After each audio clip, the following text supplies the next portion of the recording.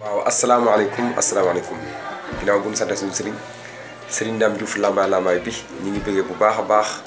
mbokk yi nekk diaspora bi muy waa bitim réew di bëgg tamit ñu nekk bitim réew muy au niveau de national et international bi ñu bëggee bu baax di wax tamit xew-xew bu mag moo am ak kan ak Mame Cheikh Niang le petit frère de Ndongo Lo fële ca Softu en face Kër Mbaye Faye entre deux voies place Obélisque ak Cheikh Abass Ndao bëgg gaay bu baax di bëgg nag waa VIP bi di wax tamit ndeysaan waa Ahmed Ndongo Lo bi ñëpp cat ba cat bàyyiwu kenn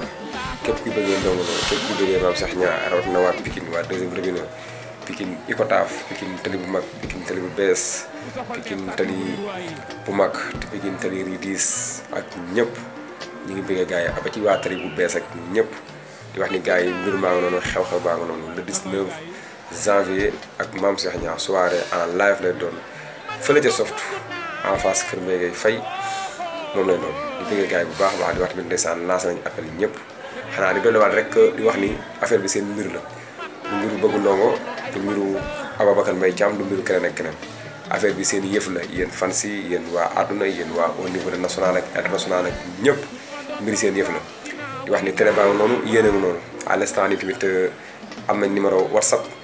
képp ku bëgg a defar vidéo rek wax ci bis bi rek yaa ngi ci biir numéro bi nag mooy 77 421 39 74 képp ko am si ndeysaan defal nga sa vidéo rek envoyé ma ko sama WhatsApp incha allah dinaa ko jàll ca kaw dinaa ko introniser dugal ko ci Bëgg Ndongo TV international di wax ni gars yi daal mbir maa ngi noonu suy de passage nag sama jigéen muy ndeysaan Ndeye Dieng Sala Thioro jigéen nekk fële ca Liberté 6 moom nee na ndeysaan le 19 janvier damay wàcc ànd ak waa Liberté 6 ak ñëpp def jaagar ñëw teew fële ca Softu ma ne ko incha allah ñu ngi lay xaar di nuyu gars yi ñëpp di wax tamit gars yi dama bëgg daal comme na ngeen defoon bii paa rek ca Cheikh André ngeen defar ko le 19 janvier ngeen àndandoo yéen ñëpp def teew bi fële ca Softu